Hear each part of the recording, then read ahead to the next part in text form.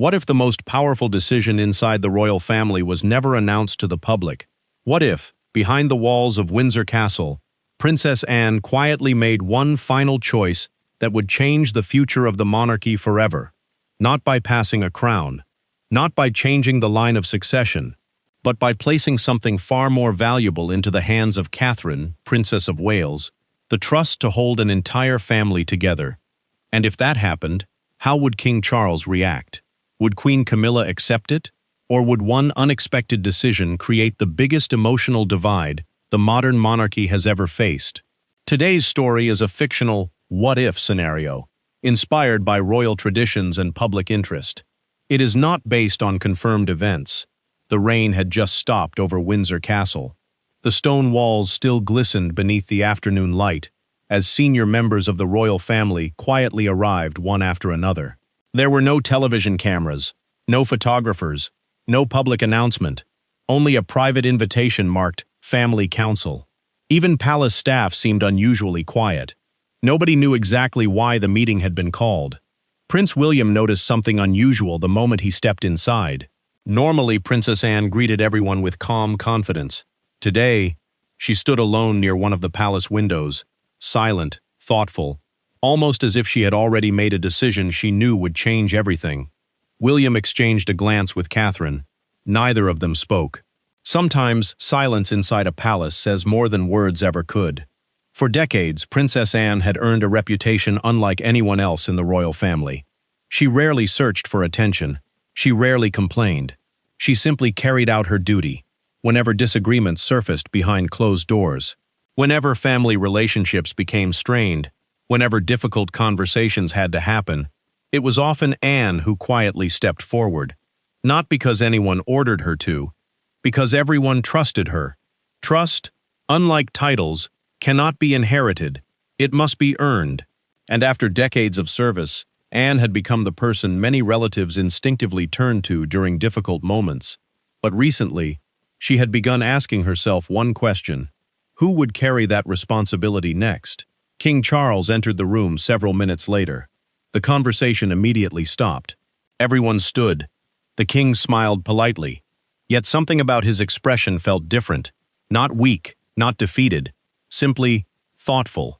Leadership changes people, especially when every decision is watched by millions around the world. Charles understood something few people ever realize. A monarch can lead a nation, but leading a family is often much harder. Families remember old disagreements, old misunderstandings, old wounds, and sometimes, no amount of royal authority can erase them. As Charles looked around the room, one thought refused to leave his mind. The future of this family will depend on trust, far more than tradition. Across the room sat Catherine. She wasn't speaking. She wasn't trying to become the center of attention. Instead, she listened. That had always been one of her greatest strengths. Throughout the years, royal commentators often described Catherine as calm under pressure. Whenever public expectations increased, she rarely appeared overwhelmed. Whenever criticism appeared, she responded with patience instead of anger. Perhaps that was why younger members of the family naturally felt comfortable around her. Not because of her title, because she made people feel heard. Princess Anne had noticed that long before anyone else. And today, that observation would become more important than anyone realized. As guests moved toward another room for tea, Anne quietly approached Catherine. "Would you walk with me?" The request surprised her. Together they stepped into one of Windsor's quieter gardens. For several moments, neither woman spoke. The sound of birds filled the silence. Finally, Anne smiled. "Do you know what the hardest part of duty is?" Catherine thought carefully before answering. "The responsibility?" Anne gently shook her head. "No. The loneliness." She looked toward the castle. People see ceremonies. They see crowns. They see applause. What they never see are the decisions made when nobody is watching. Catherine remained silent. Anne continued. "One day, William will become king, and when that happens, the family will need someone who reminds everyone they belong together." Elsewhere inside Windsor Castle, Queen Camilla noticed Anne and Catherine walking together outside. Only for a few minutes, yet something about the meeting caught her attention. Perhaps it was instinct, perhaps simple curiosity, or perhaps She sensed that conversations were happening without her knowledge. King Charles noticed her watching through the window. "They'll be back shortly," he said calmly. Camilla nodded, but her thoughts had already begun racing. Sometimes, the smallest private conversation becomes the beginning of the biggest public story. Back in the gardens, Anne stopped walking. She turned toward Catherine. "If you could protect this family from one thing, what would it be?" Catherine didn't answer immediately. Instead, she looked toward the castle, toward generations of history, toward expectations, toward responsibility. Finally, she replied, "Fear." Anne looked surprised. "Why fear?"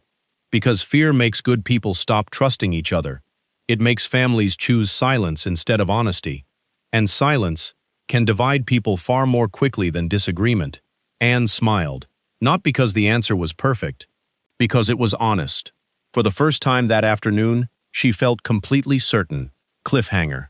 As the two women returned toward Windsor Castle, neither of them noticed someone watching from an upstairs window. A private secretary quietly closed a folder marked "Confidential." Inside was a document no member of the royal family had seen before. A document carrying the king's seal. And at the very top, one handwritten sentence. What did the document contain? And why had it been kept secret from almost everyone inside the palace? That answer would change everything. The heavy wooden doors of Windsor Castle closed quietly behind Princess Anne and Catherine as they returned from the gardens. Their conversation had lasted only a few minutes, yet somehow it felt as though history had quietly shifted. Neither woman spoke as they walked through the grand hallway, but across the room, King Charles noticed them immediately. His expression remained calm. Still, his eyes revealed something deeper. He already knew the conversation had taken place, and he also knew there was no turning back. Several minutes later, Charles excused himself from the family gathering. Without attracting attention, he walked toward his private study. Waiting inside was his longtime private secretary. The advisor stood beside an old oak desk with a sealed leather folder resting neatly in front of him. No greeting, no small talk, only silence. Charles slowly took his seat. The secretary carefully slid the folder across the desk. "Your Majesty, it's ready." Charles paused before opening it. Inside were several pages prepared over many months. The title immediately caught his attention: Future Family Unity Initiative. It wasn't a government paper. It wasn't about constitutional duties. It wasn't even about royal succession. Instead, it focused on something far more personal. Who would quietly guide the royal family through future disagreements? Who could unite different generations? And who had naturally earned the trust of those around them? Charles slowly turned the first page. Again, the same name appeared: Catherine, Princess of Wales. The document wasn't filled with praise. It was filled with observations. It described moments when Catherine had quietly comforted younger members of the family. Moments when she had remained calm during public pressure. Moments when she had listened instead of speaking. Princess Anne had personally written one sentence near the end: "Leadership begins long before people notice it." Charles leaned back in his chair. His thoughts drifted toward memories of his late mother. Queen Elizabeth had often reminded her children, "Respect cannot be ordered, it can only be earned." Charles slowly closed the folder. For the first time that day, he fully understood why Anne believed Catherine was ready. Back inside the drawing room, Queen Camilla noticed something unusual. The king had disappeared. Princess Anne had vanished.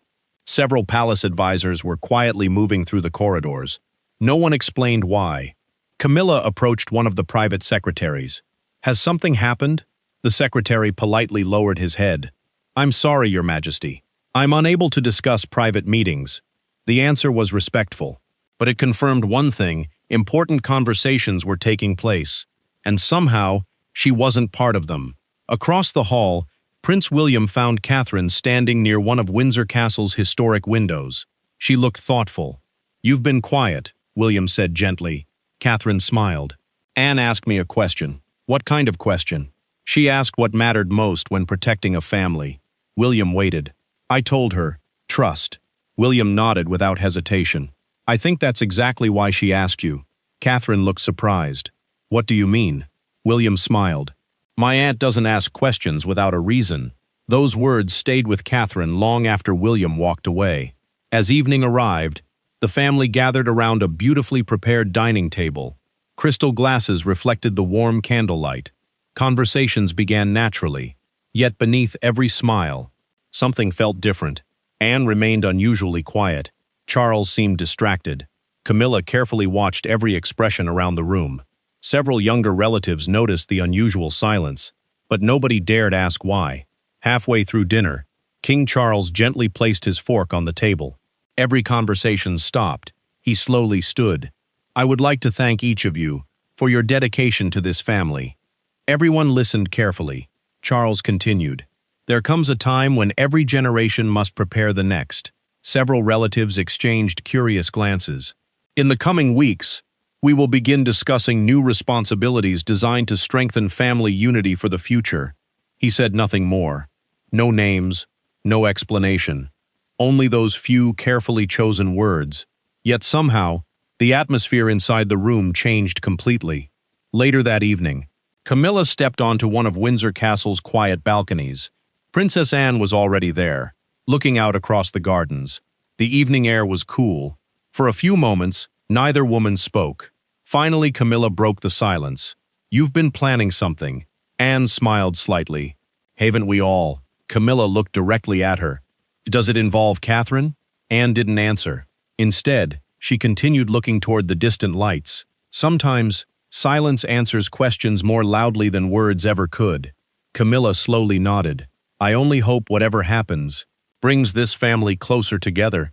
Anne finally turned toward her. "So do I." That night, Princess Anne entered her private room. She unlocked an old wooden cabinet. Inside rested a small collection of handwritten letters. One envelope immediately caught her attention. The initials were familiar. Queen Elizabeth. Anne carefully unfolded the aging paper. She quietly reread one sentence she had carried in her heart for years. "The strength of this family will never come from crowns. It will come from those who quietly keep everyone together." Anne gently smiled. For years, she had wondered who those words were meant for. Tonight, she believed she finally knew. Early the next morning, before the rest of the household had awakened, a palace messenger quietly delivered a sealed envelope to King Charles. Charles opened it immediately. He read only the first page, then stood up without saying a word. Moments later, private secretaries hurried through Windsor Castle. One by one, every senior member of the royal family received the same handwritten message. "Your attendance is requested immediately." No explanation, no details, only one sentence at the bottom of the page. "The future of the family will be discussed today."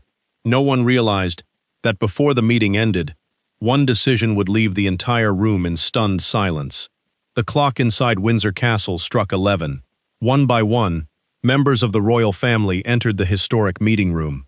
The atmosphere was unusually quiet. No reporters, no cameras, no public announcement. Only the quiet sound of footsteps echoed through the centuries-old hall. King Charles stood at the head of the room. Princess Anne stood beside him. Prince William and Catherine took their seats together. Queen Camilla quietly sat across from them.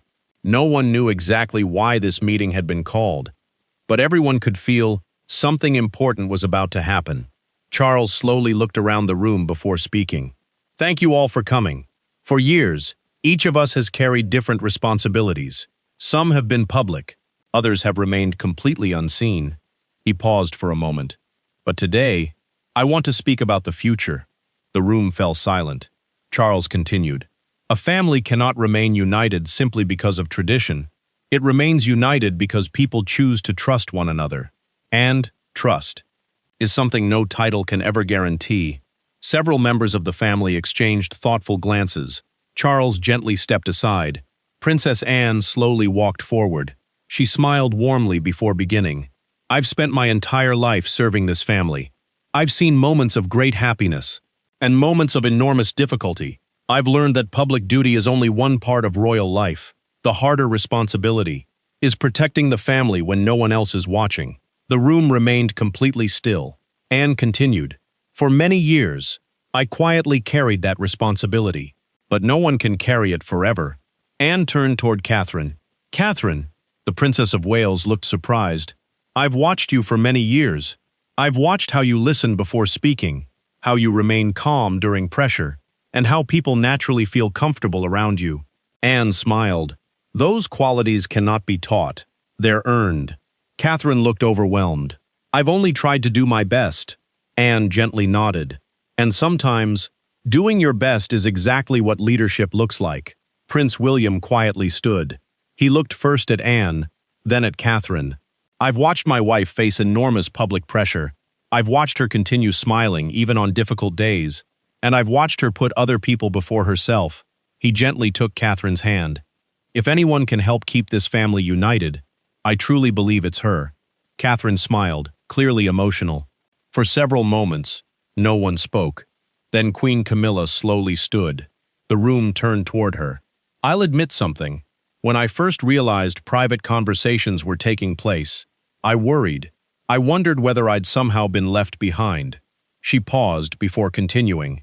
"But after hearing today's discussion, I understand this isn't about replacing anyone. It's about preparing for the future." She turned toward Catherine. "I sincerely hope you'll continue bringing people together." Catherine smiled warmly. "Thank you. I'll always value your experience and support." The atmosphere immediately became lighter. King Charles stepped forward once again. "My mother often reminded us, leadership isn't measured by applause. It's measured by what people do when nobody is watching." He looked toward Anne. "My sister has lived by that principle her entire life." Then toward Catherine. "And I believe she sees that same spirit in you." Charles smiled proudly. "No responsibility belongs to one person alone. We move forward together." Princess Anne quietly opened a small velvet box. Inside rested a simple silver brooch she had worn during countless years of royal service. It wasn't a crown. It wasn't a symbol of power. It represented dedication. Anne carefully handed it to Catherine. "This isn't about status. It's simply a reminder. Always lead with kindness." Catherine accepted the brooch with both hands. "I promise. I'll do everything I can." Anne smiled. "I know you will." Later that evening, the two women walked through Windsor's peaceful gardens. The setting sun painted the castle walls in warm golden light. Neither spoke for several moments. Finally, Catherine asked, "Were you ever afraid?" Anne laughed softly. "Every important decision begins with fear. The difference is, you don't allow fear to make the decision for you." Catherine looked toward the castle. "I hope I can make you proud." Anne smiled warmly. "You already have." The following morning, life inside Windsor Castle quietly returned to normal. Official schedules resumed. Public engagements continued. Newspapers speculated about the private meeting. But those inside the castle understood something the outside world could never fully see. Leadership isn't always announced. Sometimes, it grows quietly over years, built through patience, respect, compassion, and trust. Princess Anne knew her greatest legacy wouldn't be remembered because of speeches, or ceremonies, or public appearances.